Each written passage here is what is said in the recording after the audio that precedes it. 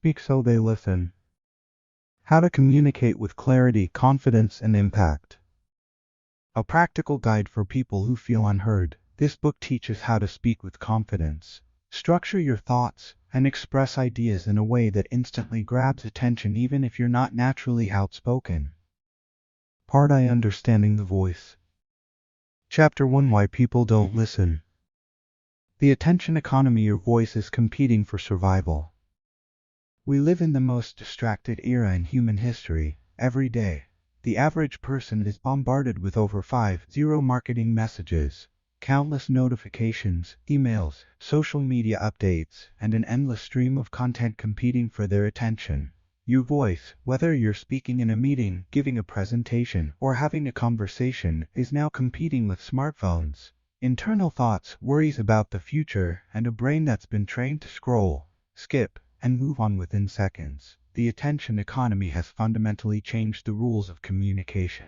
In the past, if someone was sitting in front of you, you had their attention by default. Today, even when people appear to be listening, their minds are often elsewhere. They're planning their response, checking mental to-do lists, or simply waiting for you to finish so they can speak. This isn't because people are rude or don't care. It's because our brains have been rewired. Studies show that the average attention span has dropped from 12 seconds in 2000 to just 8 seconds today, less than that of a goldfish. We become expert filters, unconsciously deciding within the first few seconds whether something deserves our limited attention or should be dismissed. Modern distractions. The external and internal noise. External distractions are obvious: the ping of a notification, the buzz of a phone, a movement in someone's peripheral vision. But the more insidious challenge is internal distraction. This is the constant mental chatter, the anxiety, the preoccupation with personal problems, the rehearsal of what to say next. When you speak, you're not just competing with phones and laptops. You're competing with the listener's own inner voice, which speaks at about 400 words per minute while you speak at only 125-150 words per minute. Their emotional state, stress, anxiety, excitement about something unrelated, their biases and preconceptions about you, your topic, or the situation, their physical discomfort, hunger, fatigue, temperature, their desire to be heard themselves, which often overrides their willingness to listen. The lack of clarity. Why confusion kills attention. Even when you capture initial attention, you can lose it instantly if your message lacks clarity. The human brain craves simplicity and clarity. When faced with confusion, it does something predictable: it checks out. Think about the last time someone explained something to you in a convoluted way, using jargon, jumping between topics, providing too much backstory, or burying the main point under layers of unnecessary detail. What did your brain do? It likely started wandering, looking for an escape route, or simply stopped trying to follow along. Clarity isn't just about using simple words, it's about structure. Does your message have a clear beginning, middle, and end? Purpose. Can the listener immediately understand why this matters to them? Focus. Are you trying to say one thing well or 5 things poorly? Relevance. Does every sentence earn its place, or are you filling time? The speakers who get heard aren't necessarily the loudest or the most credentialed. They're the ones who can cut through the noise with crystal clear messages that make listening effortless, not exhausting. Chapter 2, The Psychology of Being Heard. Confidence versus authority. Understanding the difference. Many people confuse confidence with authority, but they're fundamentally different, and understanding this difference is crucial to being heard. Confidence is internal. It's how you feel about yourself, your message, and your right to speak. Confidence is personal energy. It's the absence of self-doubt, the willingness to take up space, the comfort with silence, and the ability to stand behind your words without apology or excessive qualification. Authority is external. It's what others perceive about your credibility, expertise, and right to speak on a topic. Authority comes from credentials, experience, social proof, and the context in which you speak. You can have authority without confidence, a nervous expert, or confidence without authority, the charismatic novice. The most powerful speakers possess both, but if you had to choose one, confidence is more immediately impactful. Research shows that people make judgments about your competence within the first 7 seconds of hearing you speak, and these judgments are based primarily on how you sound, not what you say. A confident delivery makes people lean in, A hesitant delivery, even with brilliant content, makes people tune out. Building authentic confidence, not faking it, but finding it. There's a dangerous piece of advice that circulates in professional circles: fake it till you make it. While well-intentioned, this approach often backfires. People can sense inauthenticity, and when they do, trust evaporates. Real confidence doesn't come from pretending. It comes from 1. Preparation, knowing your material so well that you don't need to think about it, you can simply be present with it. 2. Purpose, being crystal clear about why your message matters, which shifts focus from yourself to the value you're providing. 3. Permission, giving yourself explicit permission to take up space, to be imperfect, to not have all the answers. 4. Practice, building a track record of speaking and surviving, which creates genuine evidence that you can do this. 5. Perspective, remembering that your audience wants you to succeed. They are not waiting for you to fail. Emotional resonance, speaking to feelings, not just facts. Here's a truth that many professional speakers miss: people don't remember what you said, they remember how you made them feel. You can deliver perfectly accurate information with flawless logic, and people will forget it within hours. But if you make them feel something, hope, recognition, inspiration, even productive discomfort, they'll remember you and your message for years. Emotional resonance happens when you speak to shared human experiences, not just abstract concepts. You show vulnerability, not just competence. You vary your emotional tone instead of staying in one gear. You care visibly about your message and your audience. You tell stories that activate the listener's imagination and emotions. The speakers who change lives and sell books aren't just informative, they are emotionally contagious. When they speak about struggle, you feel it. When they speak about possibility, you believe it. This isn't manipulation, it's connection. The trust factor, why people listen to those they trust. At its core, being heard is about trust. People allocate their precious attention to speakers they trust, and trust is built through consistency between your words, tone, and body language. Authenticity, speaking from genuine experience and belief, not borrowed ideas. Respect for your audience's time, intelligence, and perspectives. Competence, demonstrating that you know what you're talking about. Care, showing that you're invested in their benefit, not just your own agenda. Trust is fragile and cumulative. It takes multiple positive interactions to build, in just one moment of perceived deception or dismissiveness to destroy. Chapter 3: Your voice versus your words. The brutal truth: they're not listening to your words. Here's what most people get wrong about communication: they obsess over the words. They craft perfect sentences, choose sophisticated vocabulary, and meticulously organize their content. Then they wonder why people don't listen. The uncomfortable truth is this: research by Professor Albert Mehrabian at ULA revealed that in communication about feelings and attitudes, words account for only 7 of the impact. The other 93 comes from tone of voice 38 and body language 55. While these specific percentages have been debated and apply primarily to situations involving feelings and attitudes, the underlying principle remains undeniable: how you say something matters far more than what you say. Think about it in your own life. You've probably experienced moments where someone said "I'm fine," but everything about their tone and posture screamed that they were absolutely not fine. You've likely heard "that's a great idea" delivered in a tone that clearly meant the opposite. The words were there, but the message was something entirely different. Tone, the emotional operating system of your voice. Your tone is the emotional undercurrent of your voice. It reveals your attitude toward your message, your feelings about your audience, your emotional state, your level of investment in what you're saying, your authenticity or lack thereof. Tone operates on multiple levels simultaneously. Pitch: high pitch can signal excitement, nervousness, or youth. Low pitch often conveys authority, seriousness, or calm. The most effective speakers vary their pitch to create musical interest and emphasis. Pace: speaking too quickly can signal anxiety or lack of confidence in your message, getting it out before you lose courage. Speaking too slowly can seem condescending or unprepared. The sweet spot is a varied pace, slower for important points, faster for supporting details. Volume: loud volume isn't just about being heard. It's about energy and passion. But constant loudness becomes exhausting. Soft volume draws people in. Creating intimacy, strategic silence is the most powerful volume of all. Inflection, the way your voice rises and falls at the end of sentences, matters enormously. Rising inflection upspeak makes statements sound like questions, undermining authority. Falling inflection conveys confidence and finality. Energy, the invisible force that compels attention. Energy is perhaps the most underrated element of vocal presence. It's not about being loud or hyperative, it's about presence, vitality, and engagement. High-energy speakers make people feel more alive, even if the content is dry. Their energy is contagious. Low-energy speakers make people drowsy, regardless of how fascinating the content might be.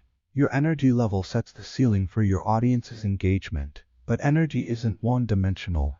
The most compelling speakers know how to modulate energy: high energy for inspiration and excitement, medium energy for teaching and explanation, low energy for intimacy and emotional depth, strategic energy drops for emphasis. Lowering energy can paradoxically increase attention when used strategically. Body language, the silent message that speaks loudest even when you're not moving. Your body is talking, and your audience is listening to your body more than your words. Posture, slouching or contracting your body signals submission, insecurity, or defeat. Standing or sitting with an open, expansive posture signals confidence and authority.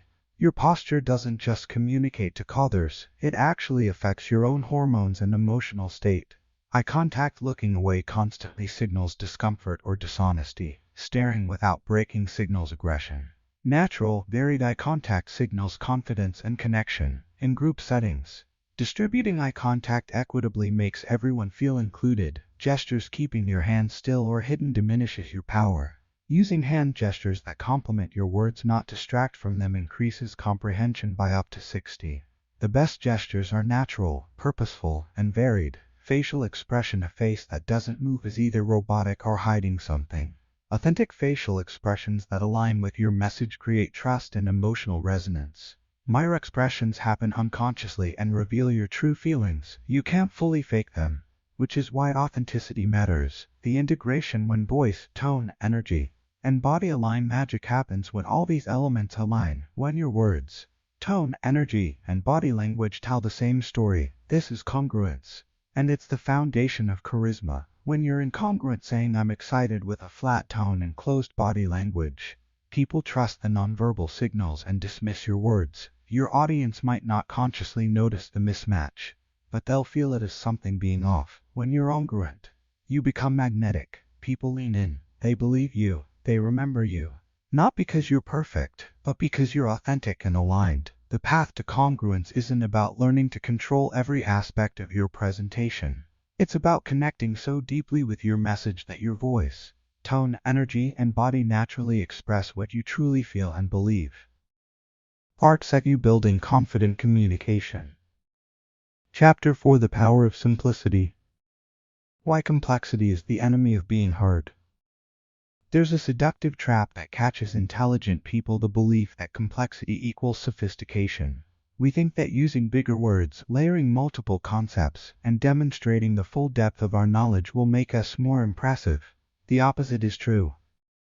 Complexity doesn't make you sound smarter, it makes you sound insecure. When you overcomplete your message, you're essentially telling your audience, "I'm not confident that my core idea is strong enough, so I'm going to bury it under layers of intellectual decoration." The greatest communicators in history, from Martin Luther King Jr. to Steve Jobs, understood something fundamental: simplicity is not about dumbing down your message. It's about respecting your audience enough to distill your thinking into its most powerful, essential form. Think about the most memorable ideas you've ever heard. I have a dream.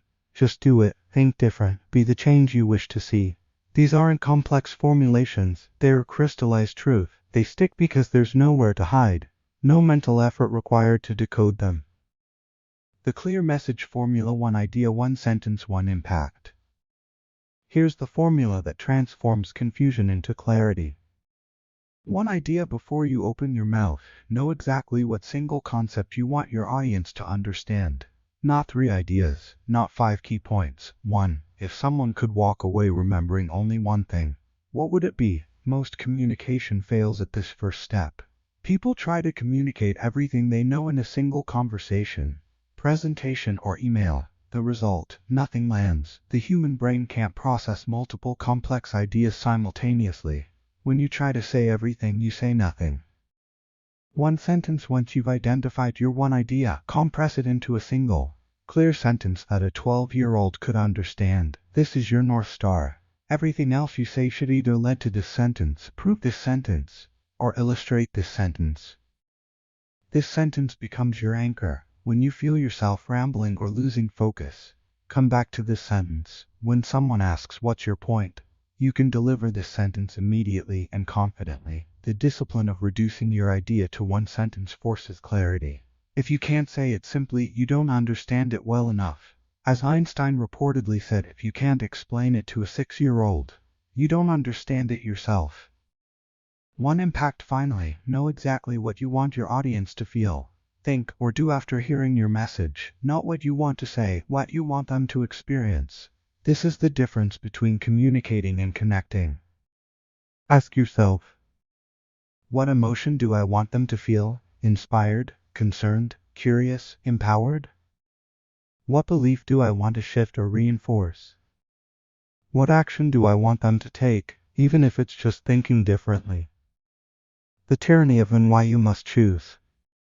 The word "and" is often the enemy of clear communication. I want to talk about leadership and teamwork and innovation and resilience. Each "and" dilutes your power. Great speakers use "and" sparingly. They know that depth beats breadth.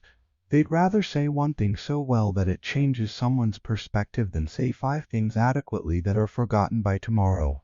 This requires courage. It requires choosing. It requires accepting that some interesting tangents must be cut. Some fascinating facts must be saved for later. Some cherished ideas must be set aside. But this is the price of being heard. You can be comprehensive, or you can be compelling. Rarely both. Simplicity and practice. The 10-second test. Here's a practical test for any message you're preparing. Can you deliver your core idea clearly in 10 seconds or less? If not, you're not ready to speak. You're still figuring out what you're trying to say, and you're expecting your audience to do that work for you.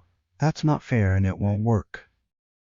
The 10-second version becomes your foundation. Everything else is scaffolding, stories that illustrate it, evidence that supports it, examples that bring it to life. But the foundation must be solid, simple, and clear. Practice your 10-second version obsessively. Say it out loud, record it, refine it, remove every unnecessary word, polish it until it shines. This is the sentence that will echo in your audience's mind long after you stop speaking. Chapter 5: Structure that captures attention. Why structure matters more than content. Here's an uncomfortable truth: brilliant content delivered with poor structure will fail. Mediocre content delivered with excellent structure will succeed. Why? Because the human brain craves structure. We're pattern recognition machines. When we encounter information that follows a clear, predictable pattern, we relax, we trust, we engage. When we encounter heckos, ideas jumping randomly, no clear beginning or end, points that don't connect, core brains go into defense mode. We tune out. Structure isn't about constraining your creativity. It's about making your creativity accessible. It's the container that makes your ideas digestible, memorable, and actionable. The Cup Point Proof Formula, your universal framework. Most people structure their communication backwards. They start with background information, context, throughout layering. So, let me give you some history here. By the time they reach their actual point, half the audience has mentally checked out. The Hook Point Proof Formula flips the script. Hook: grab attention immediately. First 10 seconds. You have roughly 10 seconds to capture attention before people decide whether you're worth listening to. Not 30 seconds, not a minute, 10 seconds. A strong hook does one of 3 things. 1. Surprises, states something unexpected or counterintuitive that makes people think, wait, what? 2. Resonates, identifies a problem or feeling your audience immediately recognizes in themselves. 3. Promises, offers clear value, tells them exactly what they'll gain by listening. Examples of powerful hooks. Surprise: everything you've been told about productivity is wrong. Resonance. Have you ever prepared for hours for a presentation, only to see people checking their phones within minutes? Promise in the next 3 minutes, I'm going to show you the one technique that will cut your meeting time in half. Notice what these hooks don't do. They don't start with "Hello, my name is." They don't begin with extensive credentials or background. They don't ease in slowly with safe, forgettable pleasantries. They grab immediately. Point. State your core message clearly. Next 20 seconds. Once you have attention, don't waste it with meandering. State your point clearly and directly. This is your one sentence from the previous chapter. Here's what I believe. Your clear statement. The truth is your clear statement. What I've discovered. Your clear statement. This is where most speakers fail. They hook attention successfully, then squander it by not committing to a clear point. They dance around it, they hedge, they qualify, they add caveats. The audience thinks, okay, you got my attention, know what's your actual point? Don't make them guess. Don't make them work for it, say it. Proof. Support your point compellingly. Remaining time. Now that you've hooked attention and stated your point clearly, you've earned the right to expand. This is where you provide evidence, but evidence comes in many forms. 1. Story's the most powerful form of proof. A well-chosen story makes your point tangible, relatable, and memorable. Stories bypass intellectual resistance and speak directly to emotion and imagination. 2. Data. Statistics, research, and facts that validate your point. Use sparingly and strategically. One memorable number is better than 5 forgettable ones. 3. Examples. Concrete instances that illustrate your point in action. Specific beats general every time. A CEO I know is good. Sarah, the CEO of a 200-person tech company, is better. 4. Analogies. Comparisons that make complex ideas simple. Think of it like can transform abstract concepts into something graspable. 5. Demonstration. Actually showing your point in real time, not just talking about it. The key is to choose proof that matches your audience and message. Don't use all 5 forms. Who's the 1 or 2 that will land most powerfully with your specific listeners? Putting it all together. The formula in action. Let's see the hook point proof formula in action with a complete example. Hook. 10 seconds. Last month, I watched a CEO lose a $2 million deal in the first 30 seconds of her pitch. She knew her product inside out. She had the data, but she made one critical mistake. Point. 20 seconds. Here's what I learned. People don't buy when they understand your product. They buy when they feel understood. That CEO started with features and specs. Her prospect needed to hear that she understood his problem first. Proof. Remaining time. This isn't just theory. Harvard research shows that 80% of purchasing decisions are driven by emotional connection, not rational evaluation. I've tested this with over 200 sales presentations.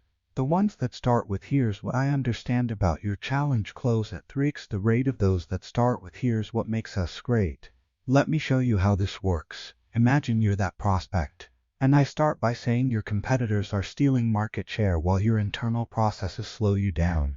Every day you wait, you're falling further behind. Now you're leaning in, because I just named your actual experience. Now when I introduce my solution, you're ready to hear it. When to break the formula. Advanced. Once you've mastered hook point proof, you can strategically break it, but only after you've mastered it. Advanced speakers sometimes delay the point for dramatic effect, building tension before the reveal. They sometimes start with proof, a powerful story that implicitly contains the point. They sometimes use multiple micro hooks throughout. But these are jazz improvisations. They only work after you know the basic melody cold. Chapter 6. Speak less, mean more. The illusion of more. Why we overtalk. There's a pervasive myth in communication: more words, more value. We believe that if we just explain one more thing, add one more example, cover one more angle, we'll finally be understood. This is backwards. More words usually mean less impact. We overtalk for several reasons. Insecurity. We're afraid our point isn't strong enough, so we bury it under additional points. Lack of preparation. We haven't done the hard work of distilling our message, so we throw everything at the wall. Need to prove ourselves. We want to demonstrate how much we know. Discomfort with silence. We fill every space with sound because quiet feels awkward. Failure to read the room, we don't notice that understanding has already occurred. The most powerful communicators understand a paradox: the less you say, the more weight each word carries. Restraint creates power. The strategic power of pauses. Silence terrifies most speakers. It feels like dead air, like failure, like losing control. So we fill every gap with words, like or nervous laughter. But silence is not the absence of communication. It's a different form of communication. A pause says, "This matters. Let it land. I'm confident enough not to fill every second with sound. I trust you to think. I'm in control of this space." Types of strategic pauses.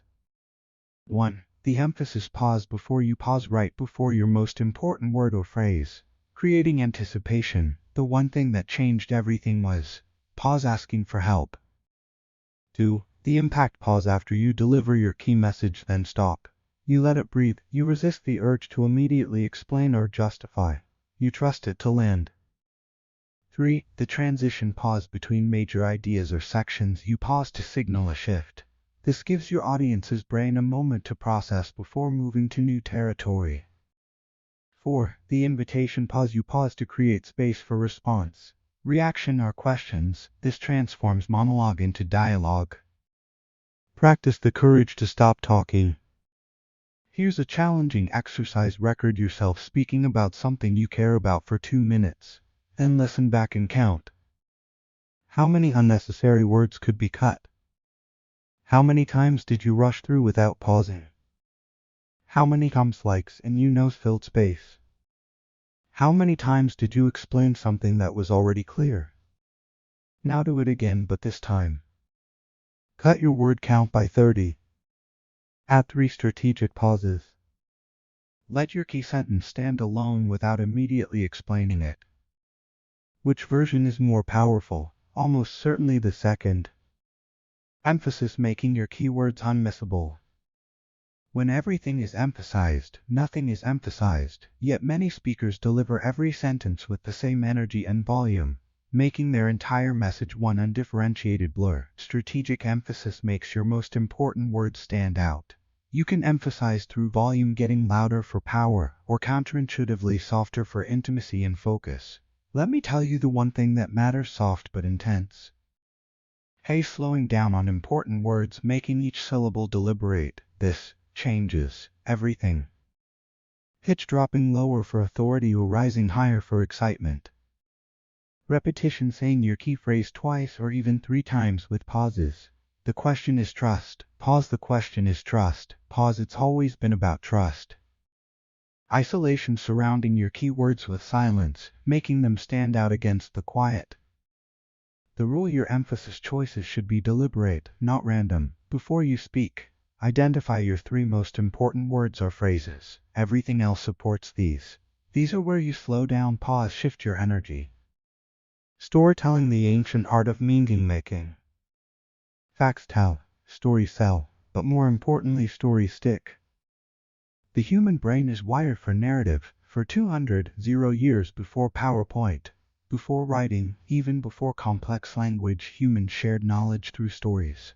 When you hear a good story, your brain lights up in multiple carriers. It's not just processing information, it's experiencing it. The components of a powerful story. 1. A relatable character, someone your audience can see themselves in. Not a hero, not perfect, human, flawed, facing a real challenge. 2. A specific moment, not "I used to struggle with public speaking. Instead, I'm standing backstage, palms sweating, hearing my name called, thinking I might vomit." 3. Stakes, what happens if the character fails? What's at risk? Without stakes, there's no tension. Without tension, there's no engagement. 4. A turning point, the moment something changed. A decision, a realization, an action. This is where your key message lives. 5. A transformed reality, not necessarily a happy ending, but a different perspective or situation than where the story began. Stories versus anecdotes, understanding the difference. Many people think they're telling stories when they're actually sharing anecdotes, random interesting things that happened. Anecdotes can be entertaining, but they don't drive your message home.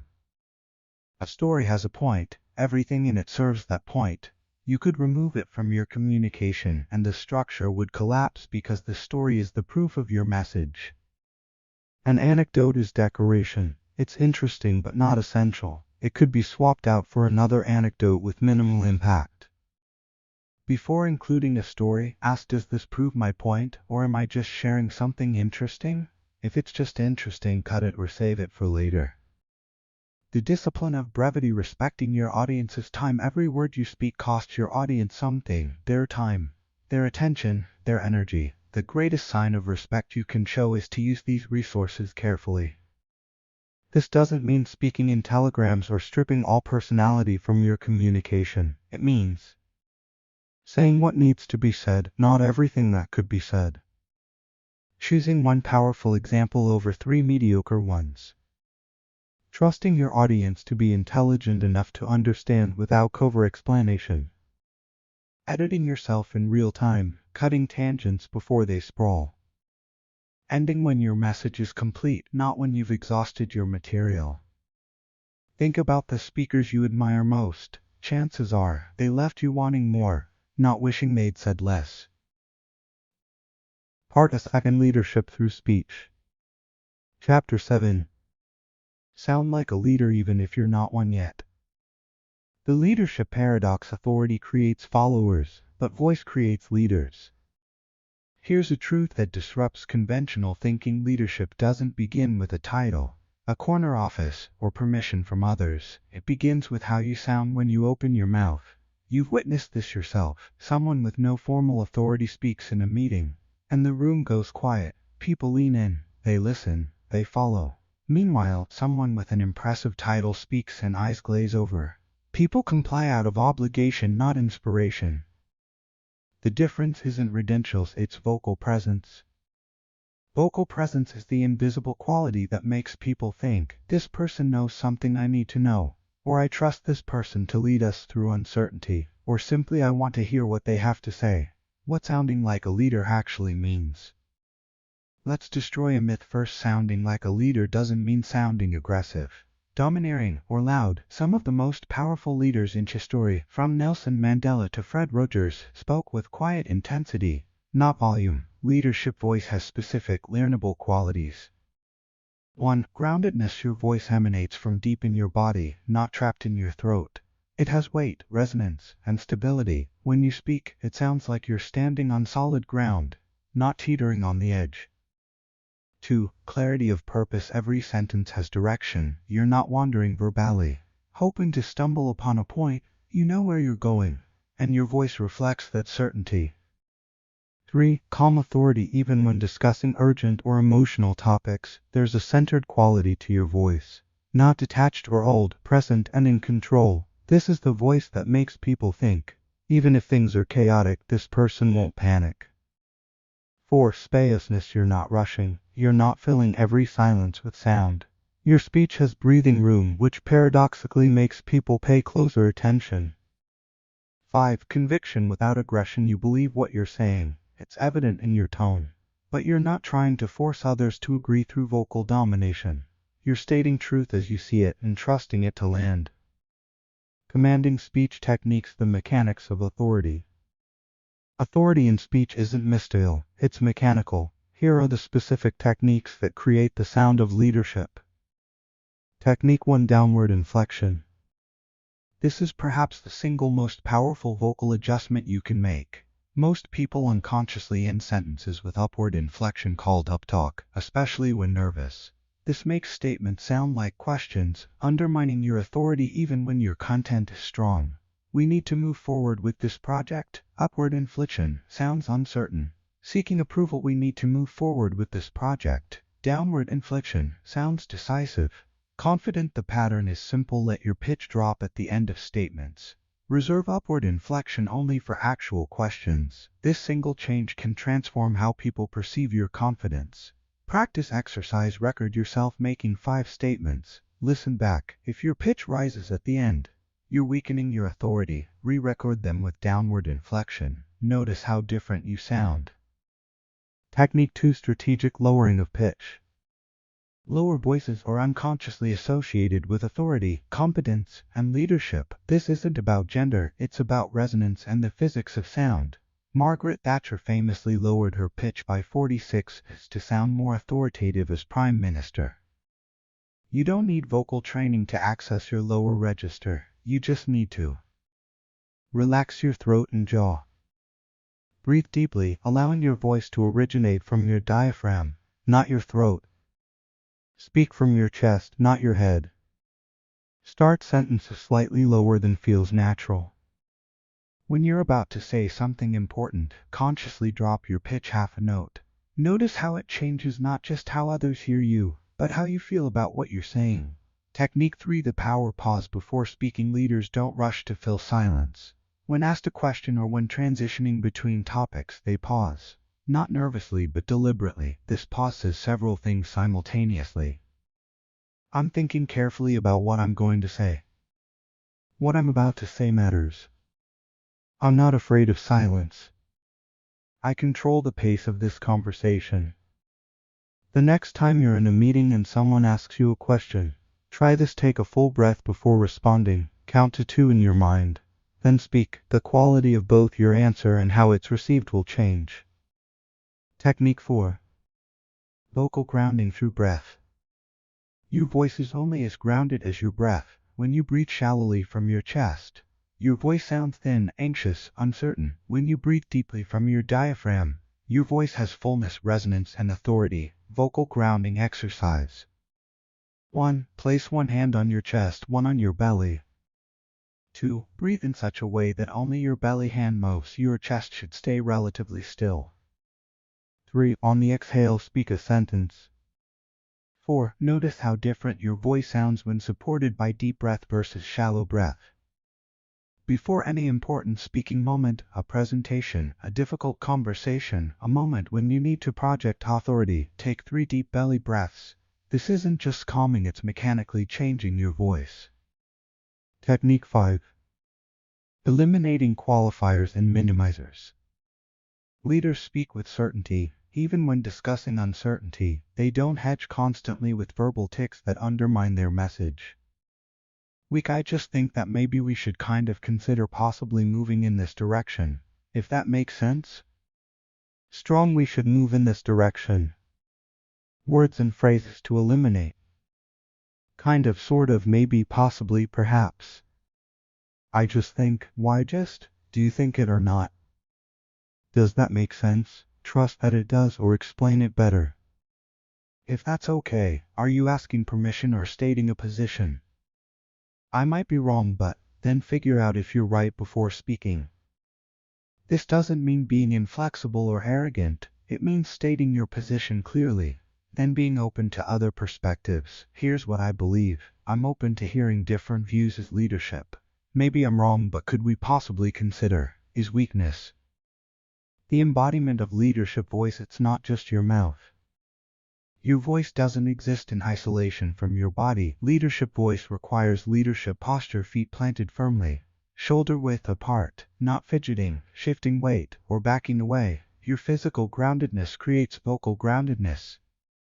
Spine elongated, not rigid. Imagine a string pulling gently from the crown of your head. This opens your airway and allows your voice to resonate fully. Shoulders relaxed and back, not hunched forward. Hunching constricts your chest cavity and makes your voice sound smaller. Jaw loose, not clenched. Tension in your jaw creates tension in your voice. Hands visible, gesturing naturally. Hidden hands signal that you're hiding something or unsure. Visible hands create trust and openness. Before speaking, do a quick body scan. Are you grounded? Are you open? Are you physically embodying the confidence you want your voice to convey? The confidence feedback loop: voice creates feelings. Here's something remarkable: you can't just fake confident body language and voice to influence others. You actually change your own brain chemistry. Research by Amy Cuddy and others has shown that adopting power poses for just 2 minutes increases testosterone associated with confidence and decreases cortisol associated with stress. The same is true for voice. When you deliberately speak with grounded, authoritative vocal patterns, you begin to feel more confident, which makes your voice more authentic, which increases your actual confidence. This is the upward spiral of leadership voice. 1. You deliberately use leadership vocal techniques. 2. Others respond to you differently with more respect, attention, trust. 3. Their response boosts your actual confidence. 4. Your increased confidence makes the vocal techniques more natural. 5. The cycle reinforces itself. The practice leading before you're a leader. You don't need a leadership title to practice leadership voice. In fact, you must practice before you have the title. That's how you get the title. Start small in your next meeting. Speak once with full grounding and downward inflection when someone asks your opinion. Pause before answering. Eliminate one qualifier from your speech patterns this week. Record yourself and listen for the difference. Leadership voice isn't about pretending to be someone you're not. It's about removing the vocal habits that hide who you actually are. When you ground your voice, you're not being fake, you're being more authentically powerful than your nervous habits allow. Chapter 8. How to speak when you're afraid or doubt yourself. The universal truth: everyone is afraid. Before we discuss techniques, let's establish a foundation. Every powerful speaker you've ever admired has felt fear. Every CEO before a major announcement, every performer before going on stage, every person before a difficult conversation.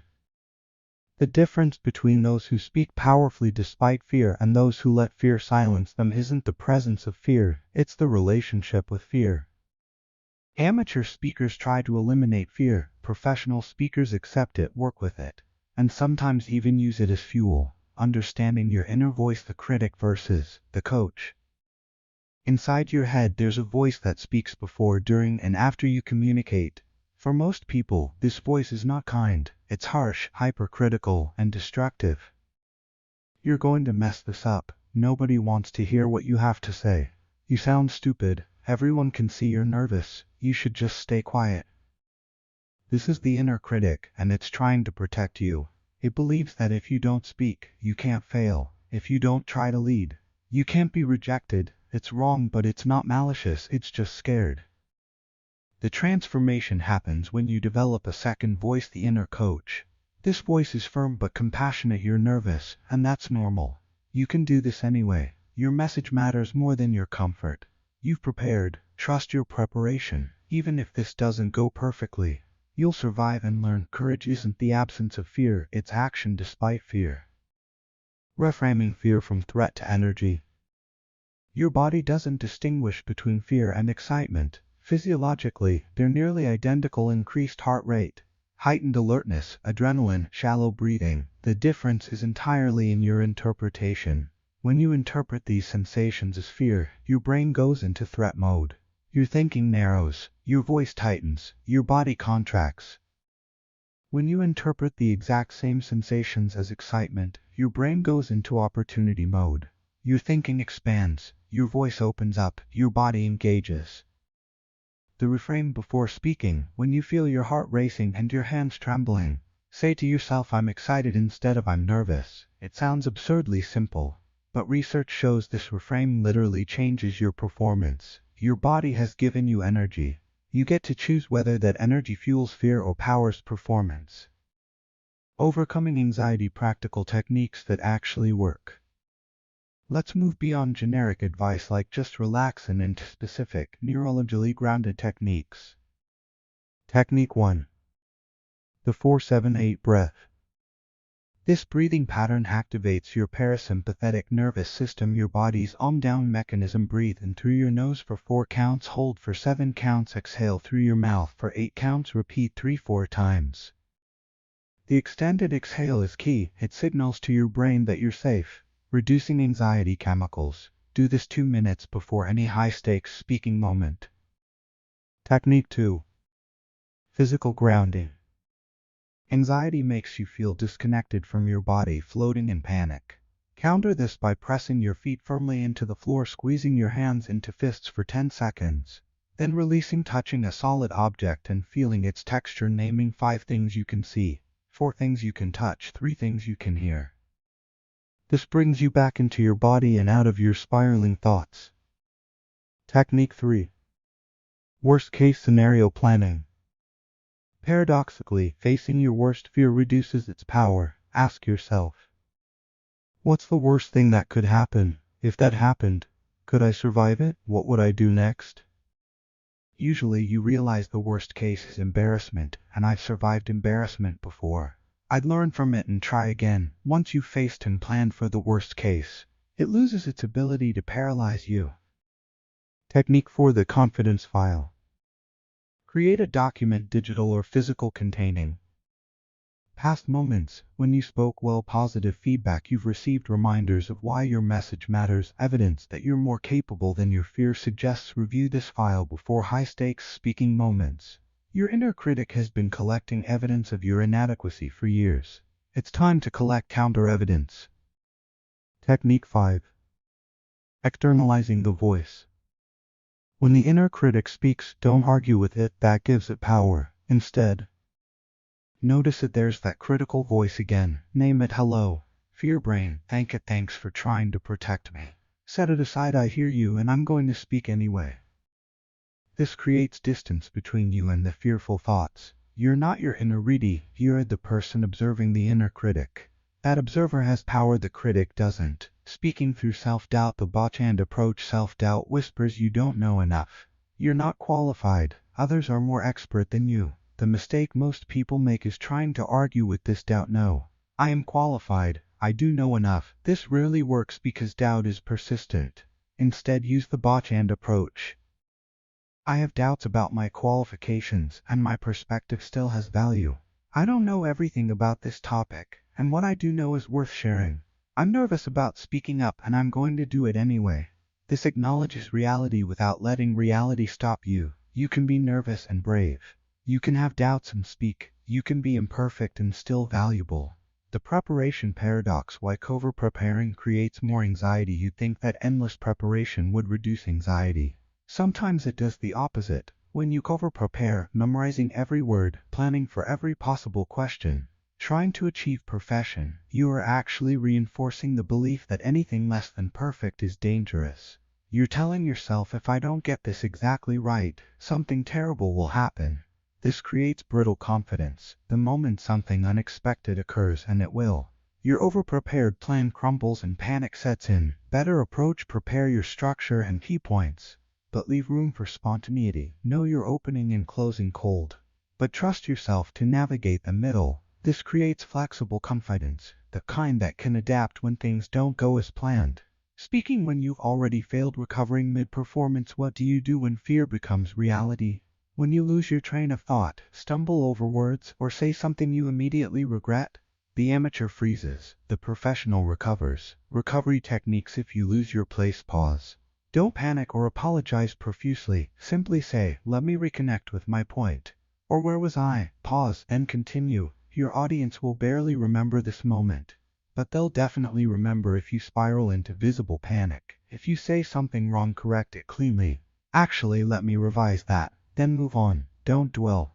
Don't over-apologize. Just correct and continue. If your mind goes blank by time, that's a great question. Let me think about the best way to answer that. Pause, breathe. Usually your thought returns. If not, be honest. I want to give you a thoughtful answer. Can I come back to this? If your anxiety is visible, name it briefly. I'll be honest, I'm nervous about this topic because it matters so much. Paradoxically, acknowledging nervousness often makes it dissipate and creates connection with your audience. The ultimate truth about fear: it never fully disappears. Even the most experienced speakers feel nervousness before important moments. The goal isn't to eliminate fear, it's to change your relationship with it. Fear means you care. Fear means the stakes are real. Fear means you're doing something that matters. Instead of seeing fear as evidence that you shouldn't speak, see it as evidence that you're about to do something worth doing. The question isn't how do I stop being afraid? It's how do I speak powerfully while afraid? And the answer is practice. Not practice until you're perfect, but practice until you build evidence that you can do hard things. Every time you speak despite fear, you're making a deposit in your courage account. Over time, the balance grows. Chapter 9. How leaders handle silence, criticism, and disagreement. The true test of leadership: how you respond when challenged.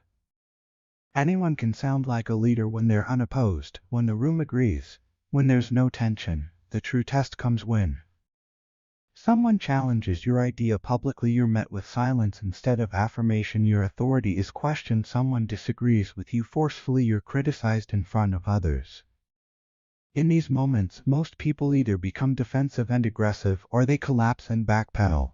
Leaders do neither. They respond with calm strength. Mastering silence, the most powerful response. When you speak and are met with silence, your instinct is probably to fill that silence immediately. To explain more, to back off your position, to ask, does that make sense? Or what do you think? This instinct undermines you. Silence after you speak isn't rejection, it's processing. People need time to think, to absorb, to formulate responses. When you rush to fill that silence, you're communicating, I don't trust that what I just said was enough. The leadership response to silence. 1. Say your piece. 2. Stop talking. 3. Remain comfortable in the silence. 4. Keep your body language open and confident. 5. Let others fill the silence when they're ready. This is hardest in the moments when it matters most, when you've made a bold proposal, stated an unpopular truth, or taken a clear position. The silence feels like judgment. But resist, hold your ground. Often the person who speaks first after silence loses power.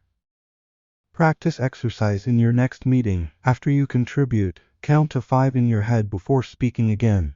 Notice what happens in that space. Types of silence and how to read them. Not all silence is the same. Leaders learn to distinguish thoughtful silence. People are processing. Their body language is engaged. They are looking at you or their notes.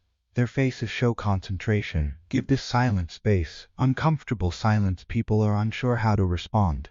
Body language shows discomfort, shifted eyes, fidgeting, closed postures. This silence needs an invitation. I know this might be surprising. I'd love to hear your thoughts. Hostile silence. People disagree but aren't speaking. Body language shows resistant, crossed arms, hard stares, side glances at others. This silence needs acknowledgement. I sense some disagreement. Let's talk about it. Empty silence. People aren't engaged at all, checking phones, looking away, mentally checked out. This silence needs energy. Let me connect this to what matters to you. Reading silence correctly allows you to respond appropriately, rather than projecting your fears onto it. Handling criticism. The Laura framework. When you're criticized, especially publicly, your amygdala fires up. You want to defend, justify, counterattack, or flee. All of these responses damage your leadership standing. Instead, use the Laura framework. I'll listen fully, hear the criticism without interrupting, planning your defense, or visibly reacting negatively. Your body language should say, I'm open to hearing this. Acknowledge, recognize what you heard. I hear you saying that my proposal doesn't account for budget constraints. Is that right? This doesn't mean agreeing, it means proving you listened. Or respect, find something valid in the criticism and honor it. That's a fair point. Budget is a real constraint we need to address. There's almost always something valid, even in unfair criticism. I address now, respond substantively. Here's how I think we can work within budget constraints. Or I don't have a complete answer to that yet. Let me think about it and get back to you. This framework transforms criticism from a threat into a dialogue. It demonstrates emotional maturity, confidence, and leadership. When criticism is unfair, personal, or aggressive. Lara works for professional, substantive criticism, but what about attacks? When criticism crosses into personal attack or is delivered aggressively, a different approach is needed. Option 1. De-escalate with calm firmness. I'm happy to discuss the substance of this issue, but I'd like to keep our conversation professional. Your tone should be absolutely calm, without a hint of defensiveness or aggression. This puts the burden back on the attacker. Option 2. Redirect to substance. Let's set aside tone for a moment and focus on the actual issue. What specific concern do you have about the proposal? This separates emotion from content. Option 3. Create space. This seems like a topic that needs more careful discussion. Let's schedule time to talk through it properly. This removes you from a public attack scenario into a more controlled environment. Option 4. Set a boundary. If attacks continue despite your professional responses, I'm not going to continue this conversation if it stays personal. I'm happy to discuss the issues when we can do so respectfully. Then follow through, disengage if necessary. Leaders don't absorb abuse to prove they can take it. They set clear boundaries while remaining calm. Handling disagreement. The difference between weak and strong responses. When someone disagrees with you, especially in a group setting, how you respond defines your leadership credibility. Weak responses. Immediately backpedaling. Well, maybe you're right. I don't know. What do you think we should do? Becoming defensive. That's not what I said.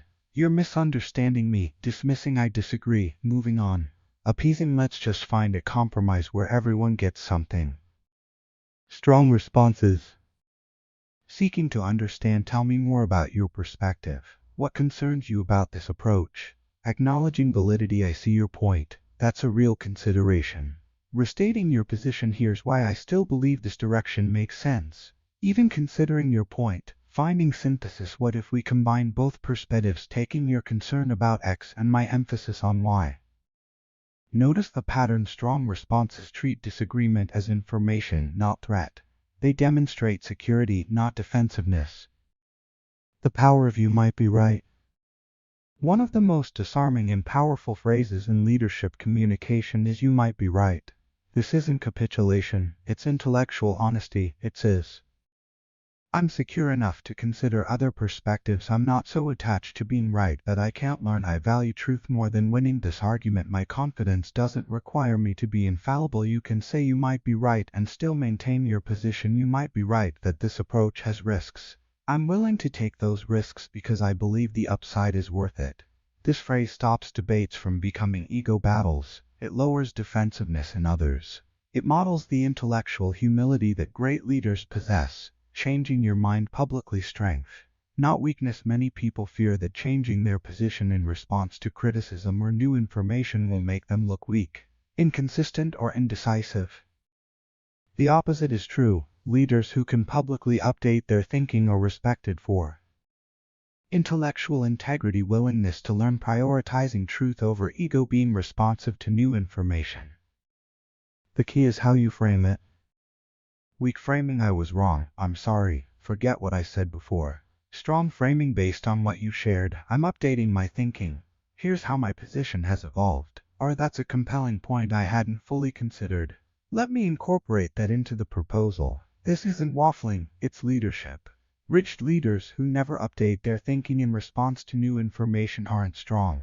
They're brittle. The advanced move. Inviting criticism and disagreement. The highest level of leadership communication is actively inviting criticism and disagreement, not just handling it when it comes. What am I missing?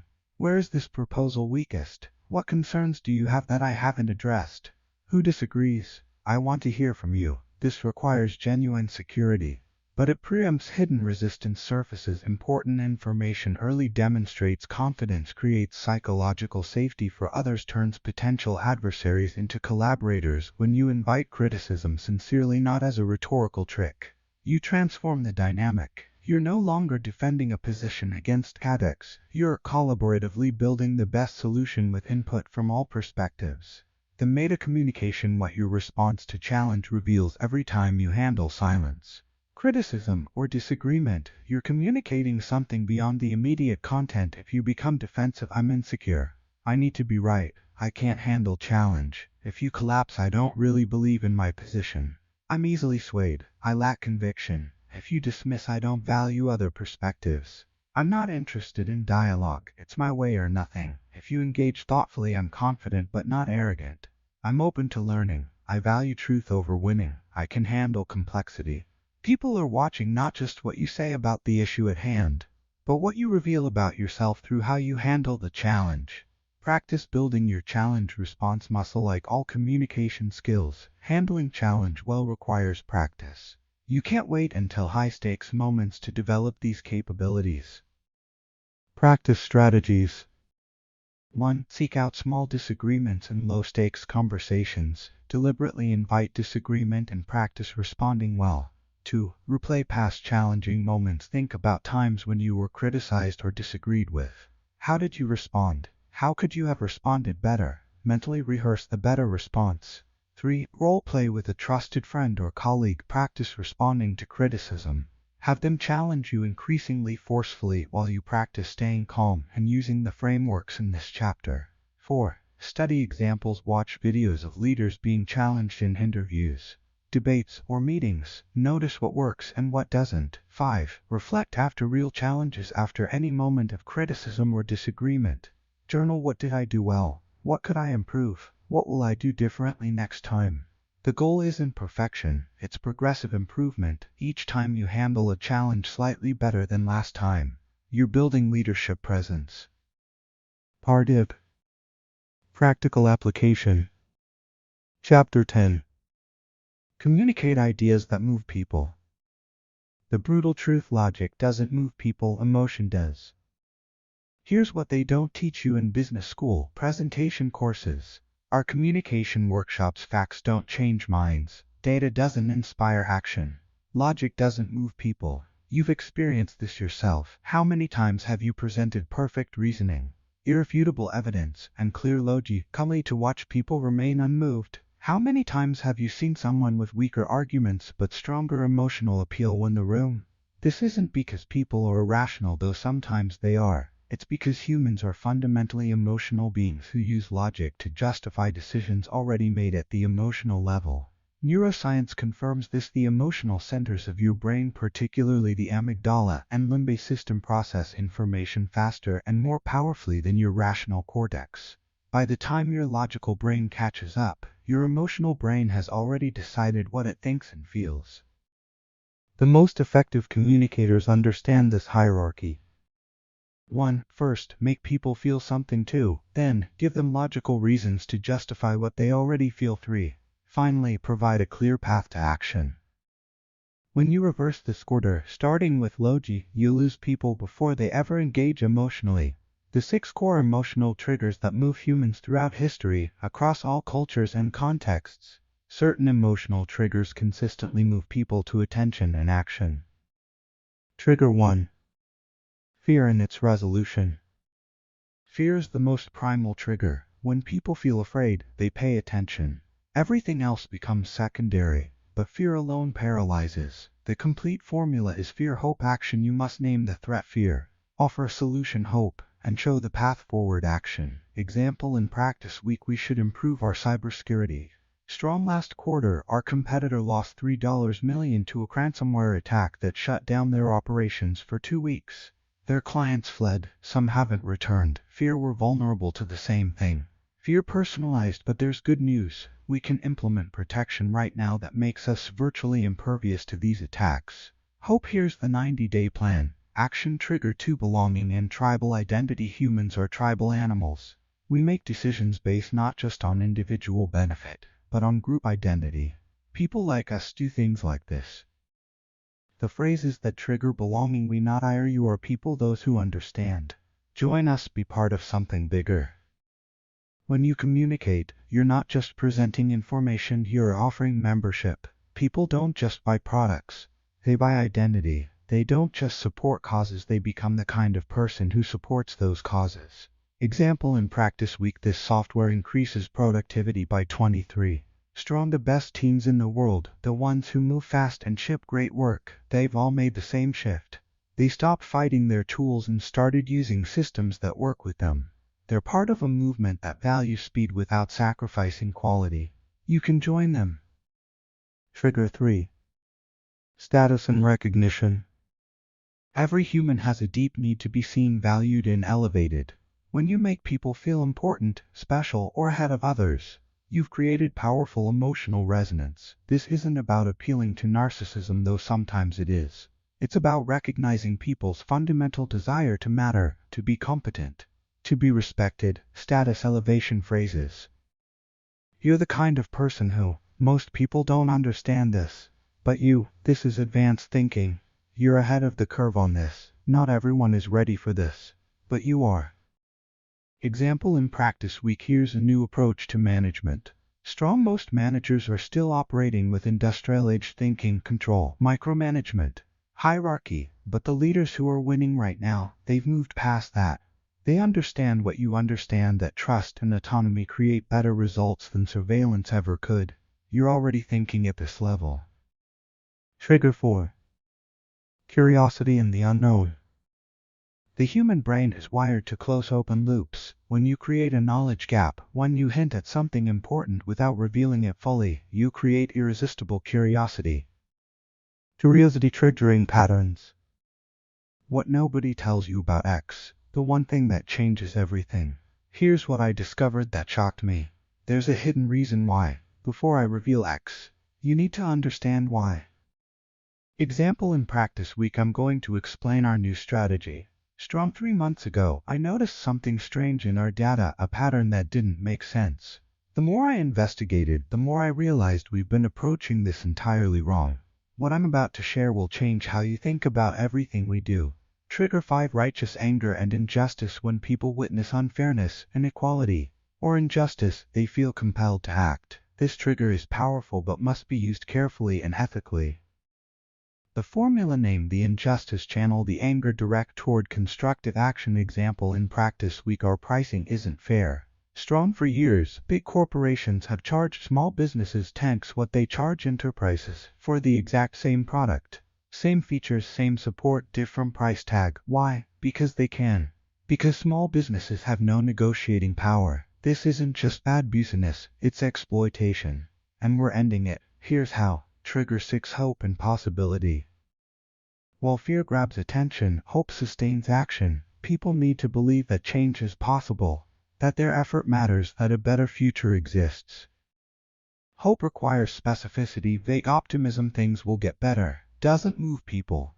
Concrete vision does. Example in practice week, we can improve things. Strong. Picture this 6 months from now. You walk into Monday morning meetings without that familiar dread. Your team is aligned. Projects move forward without endless back and forth. You leave work at 5 p.m., not 8 p.m. This isn't fantasy, it's what happens when we implement these 3 specific changes. Let me show you exactly how we get there. Layering emotional triggers. The compounding effect. The most powerful communication doesn't rely on a single trigger. It layers multiple triggers strategically. Example of layered triggers. Fear: our industry is being disrupted. Companies like ours are disappearing every month. Curiosity: but I found something, a pattern in the companies that are surviving and thriving.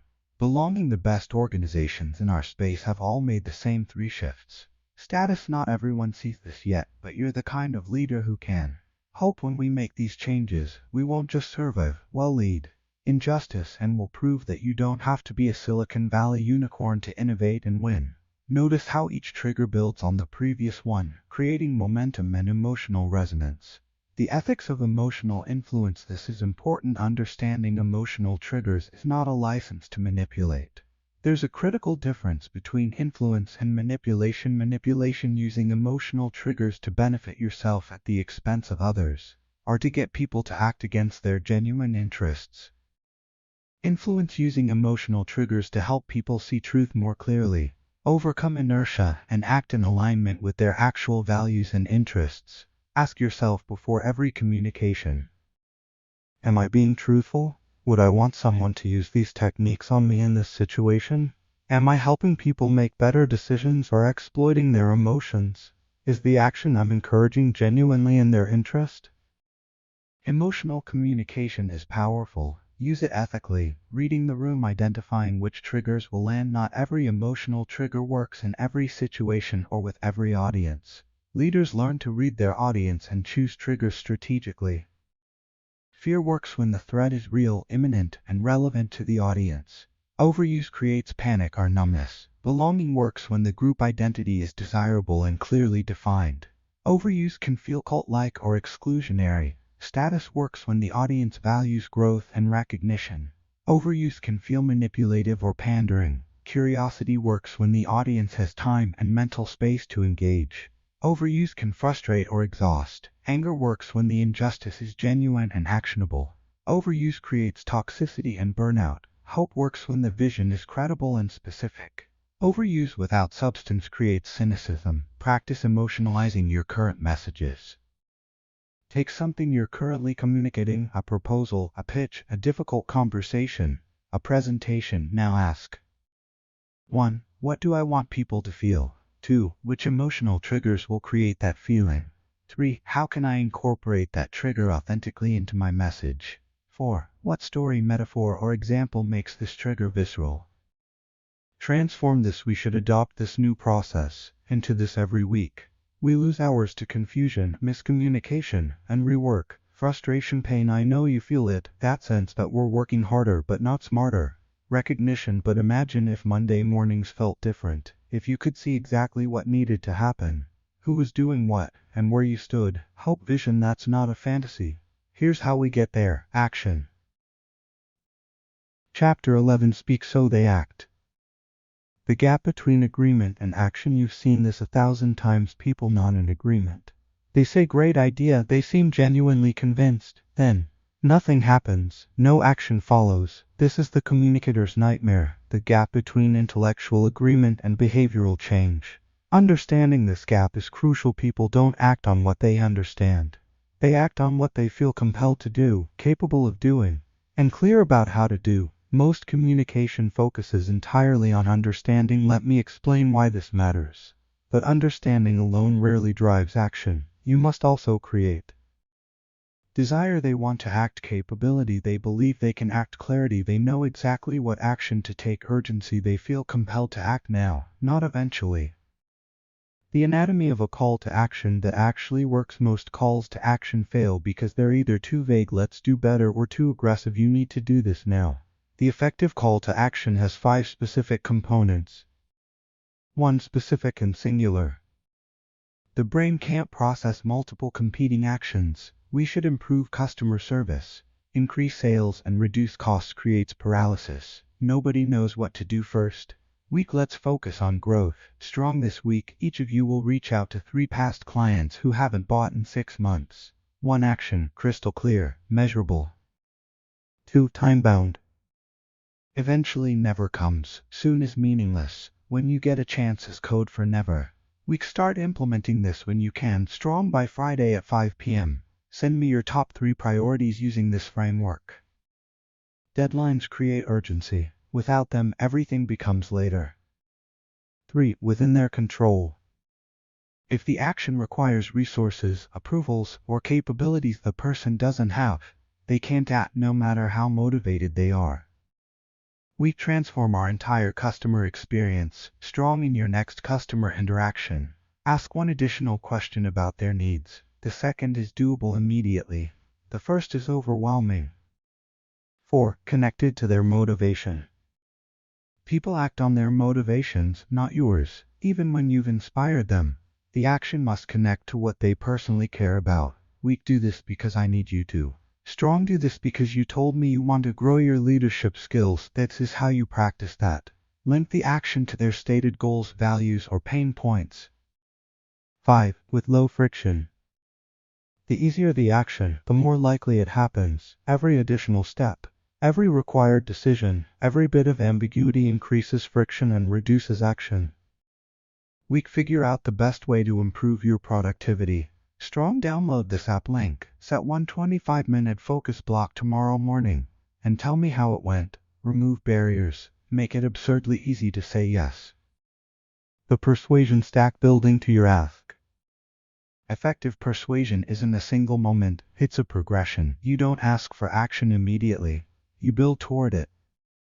Layer 1. Connection. Establish that you understand them, care about them, and are on their side. Without connection, everything that follows is suspect. Layer 2. Problem recognition. Help them see and feel the problem more clearly. Not a new problem, a problem they already have but might be ignoring or minimizing. Layer 3. Solution introduction. Present your solution as the resolution to the problem they now recognize. The solution should feel inevitable, not imposed. Layer 4. Evidence. Provide proof that your solution works. Stories, data, examples, demonstrations. Build credibility. Layer 5. Address objections. Name the likely objections before they do. You might be thinking X. Here's why that's not actually a barrier. Layer 6. The ask no, and only no. Make your call to action. It should feel like the natural conclusion of everything that came before. Negotiation basics. Persuasion and dialogue. Negotiation is persuasion under tension. Both parties want something, and resources or perspectives are limited. The amateur negotiator sees this as combat. The professional sees it as collaborative problem solving. Principle 1. Understand interests, not just positions. Position what someone says they want, interest why they want it.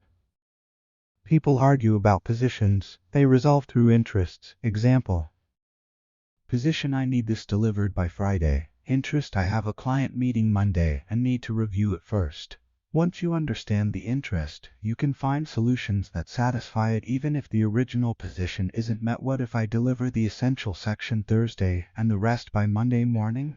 Principle 2. Create options before deciding. Most negotiations fail because people try to choose between option A mine and option B yours. Better negotiators generate option C, D, and E together. What if we both got what we really needed? What would that look like? This shifts from adversarial to collaborative. You're not fighting over a fixed pies, you're figuring out how to make the pie bigger or slice it differently. Principle 3. Use objective criteria. When positions conflict, appeal to external standards. Market rates, industry standards, past precedent, fair process, expert opinion. I understand you think this price is too high. What if we looked at what similar projects have cost with other vendors? This removes ego from the equation. You're not arguing about your opinion versus theirs, you're both looking at shared reality. Principle 4.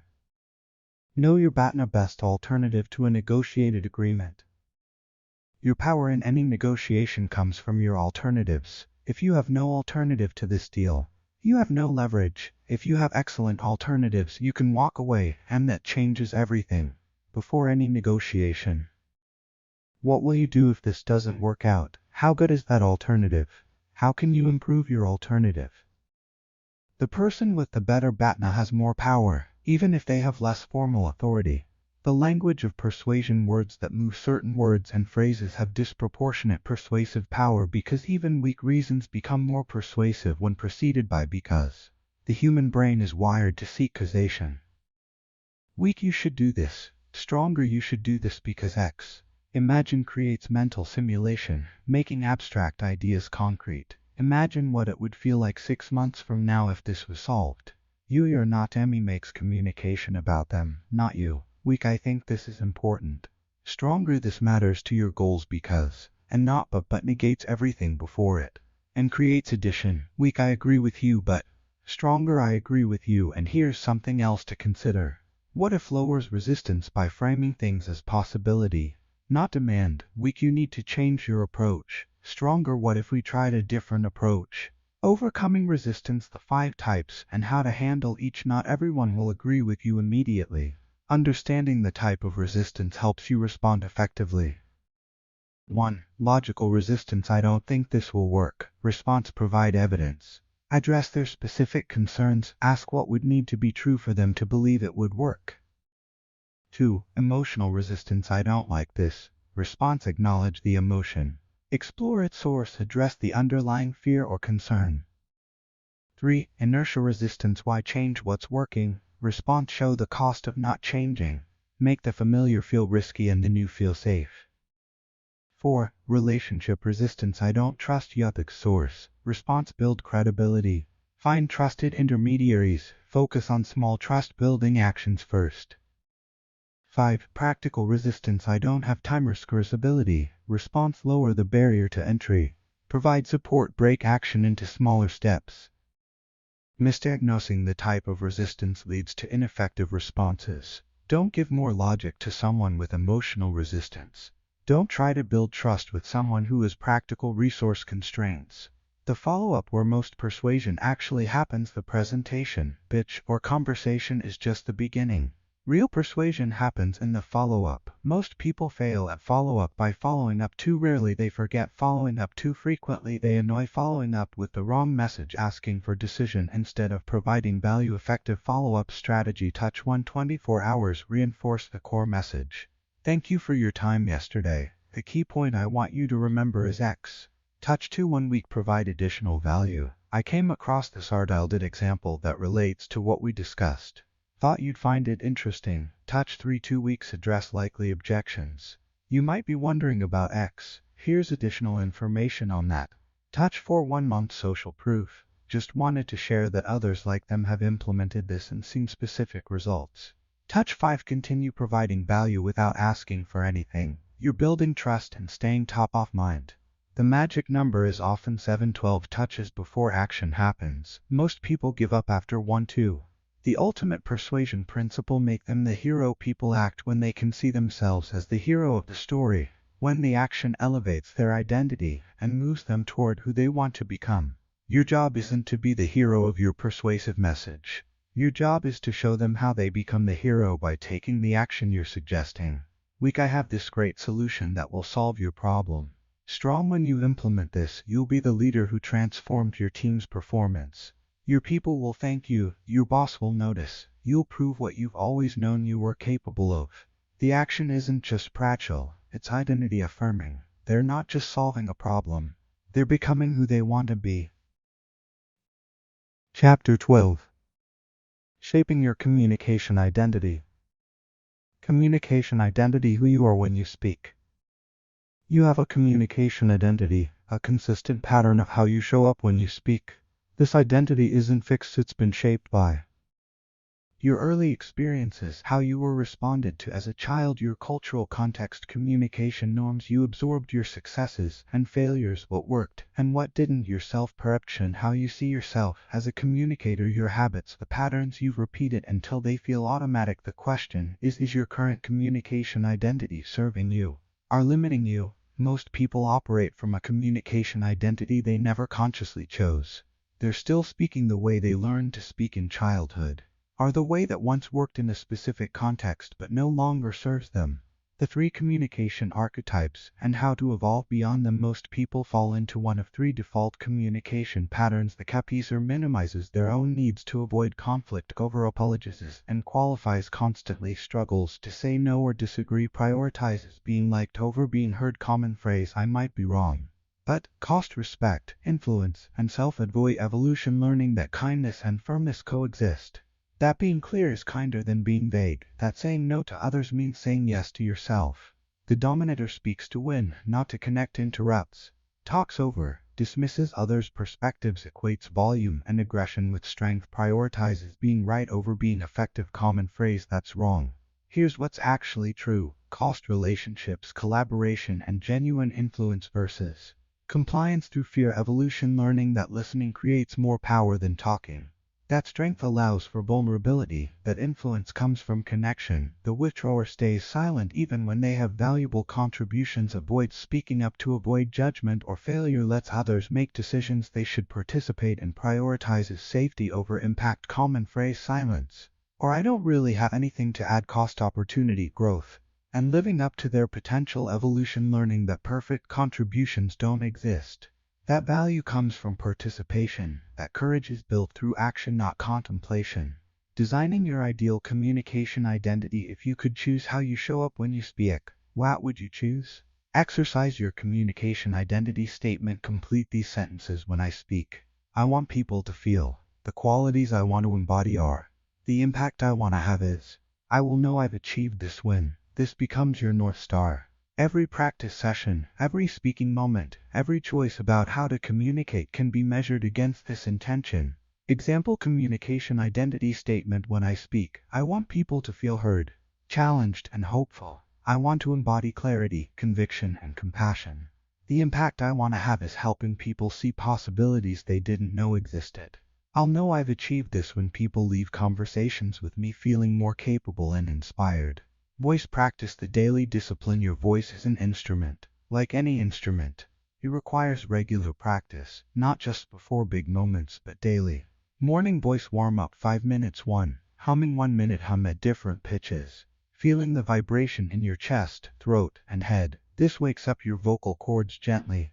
2. Lip trills. 1 minute. Make a brr sound while moving up and down your vocal range. This releases tension. 3. Tongue twisters. 1 minute. Red leather, yellow leather, repeated 10 times. This activates articulation muscles. 4. Range exercise. 1 minute. Say hello at your lowest comfortable pitch. Then gradually move to your highest, then back down. Expand your range. 5. Power phrases. 1 minute. Speak 3-5 sentences with full breath support, clear articulation, and confident delivery. Practice your current key messages. This isn't just visual, it's psychological. Starting your day by using your voice powerfully sets a tone for how you'll show up all day. Weekly recording practice 20 minutes once per week. Record yourself speaking. Choose a topic you'll likely discuss this week. Record yourself speaking about it for 2-3 minutes. Listen back with these questions. Oh, where did my energy drop? Oh, where did I use filler words? Oh, where did my clarity suffer? Oh, where did I sound most confident? Oh, what would I change? Record again. Implementing one improvement. Compare the two versions. The act of listening to yourself is uncomfortable but transformative. You hear things you don't notice in the moment. This builds self-awareness faster than any other practice. Monthly challenge. Speaking once per month. Deliberately put yourself in a speaking situation that stretches you. Speak up in a meeting where you usually stay quiet. Present to a larger group than usual. Have a difficult conversation you've been avoiding. Teach something you know to others. Record a video and post it publicly. Join a speaking group or workshop. Growth happens at the edge of your comfort zone. Monthly challenge. Speaking ensures you're consistently expanding that zone. Post-speech reflection. The learning loop. Most people finish speaking and immediately move on. They never extract the learning. This is why they repeat the same mistakes for years. The post-speech reflection protocol. 5 minutes after any important speaking moment. 1.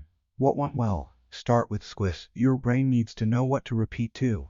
What would I do differently? Not what went wrong, but what's my improvement opportunity? 3. What did I learn about myself? Patterns, triggers, strengths, gaps. 4. What will I practice before next time? Specific, actionable. 5. What did I learn about my audience? What landed, what didn't, what surprised me? Write these answers down. Over time, patterns emerge. You'll notice that the same issues keep appearing. These are your leverage points for growth. The 90-day communication transformation plan. Sustained improvement requires structure. Here's a proven 90-day framework. Days 130. Foundation. Focus, awareness, and baseline. Daily practice. Morning voice warm-up. Weekly practice. Record and review one speaking moment. Challenge. Speak up once in a context where you usually stay quiet. Goal. Identify your current patterns and habits. Days 30-160. Building.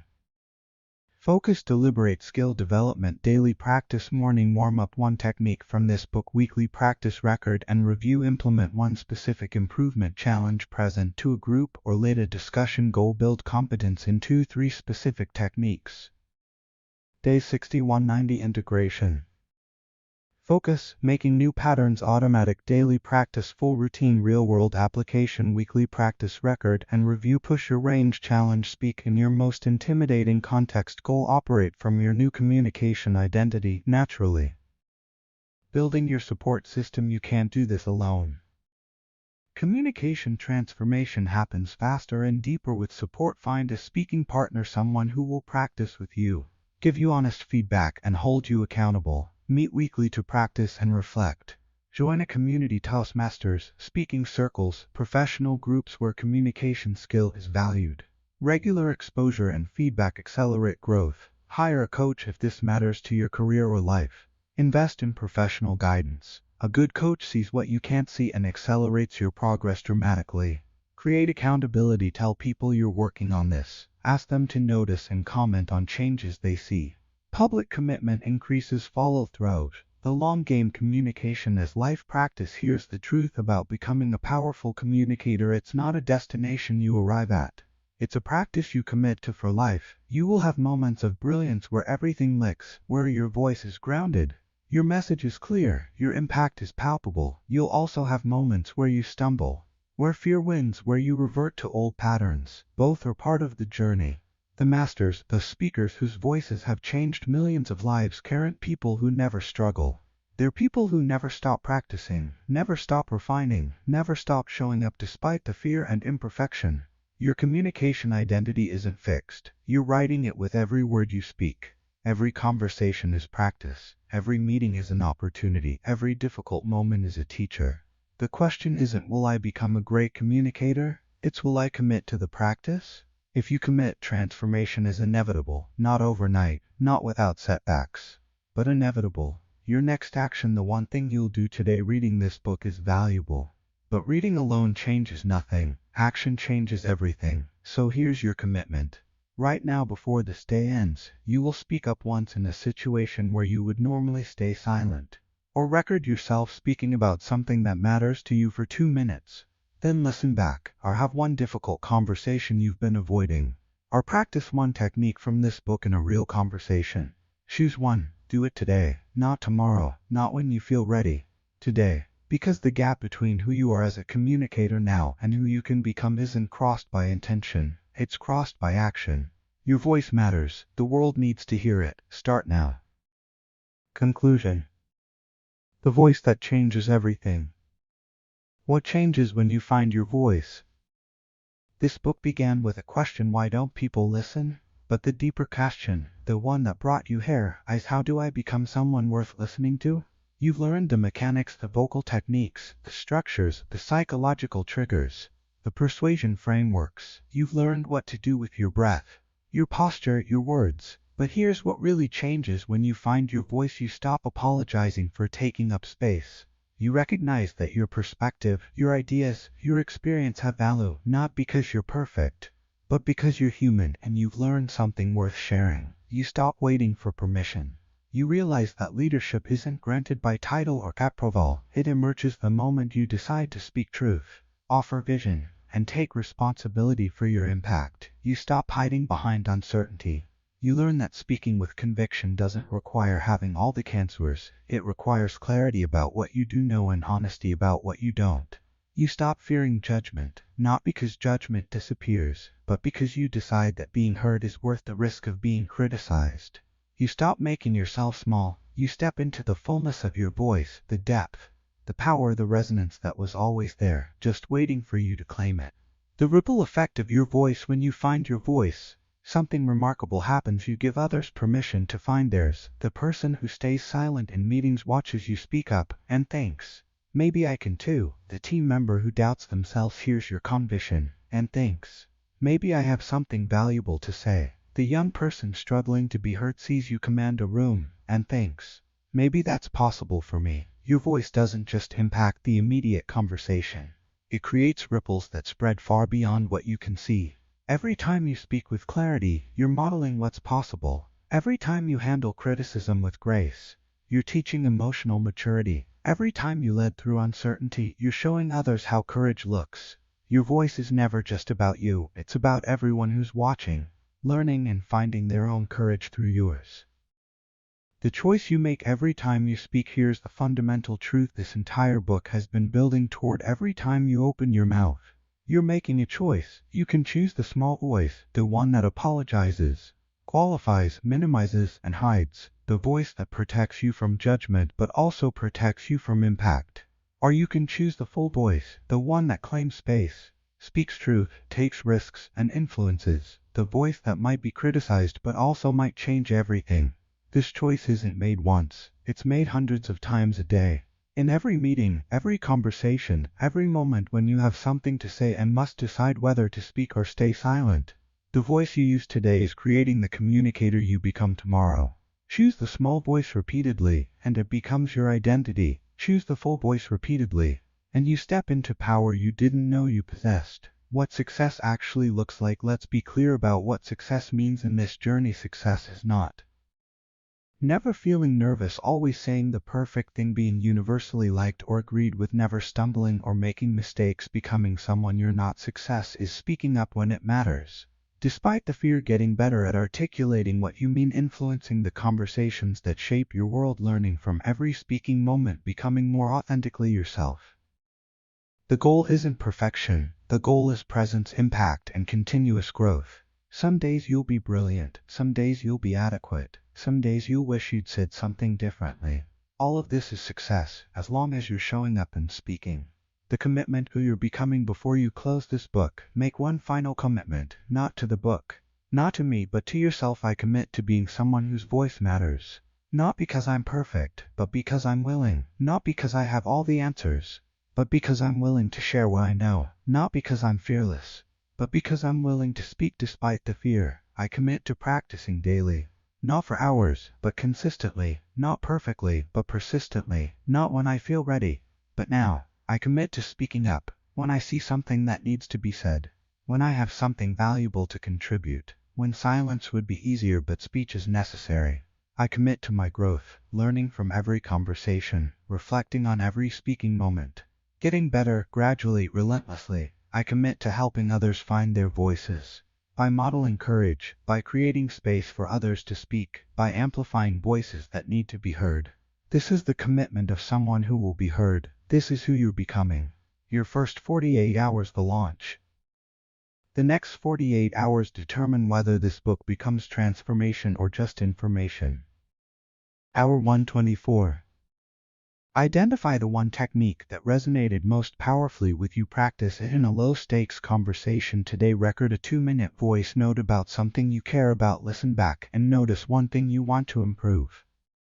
Hour 25:48. Speak up once in a situation where you'd normally stay silent. Use one emotional trigger in a real conversation. Share one idea from this book with someone who needs it. Schedule your first weekly practice session for next week. If you do these things, you begin, and beginning is everything. The last word, your voice is waiting. Everything you need to be heard is already inside you. The powerful voice, the clear message, the confident presence, the ability to influence, inspire and lead. It's not something you have to become, it's something you have to uncover. All the techniques in this book, the breath work, the vocal grounding, the structure, the persuasion frameworks, they're not creating something new, they're removing what's been hiding your natural power. Your voice has been waiting for you to claim it. Your message has been waiting for you to speak it. Your impact has been waiting for you to step into it. The world doesn't need another person staying small, staying safe, staying silent. The world needs you. What's your unique perspective, your hard-won wisdom, your authentic voice speaking up? So speak.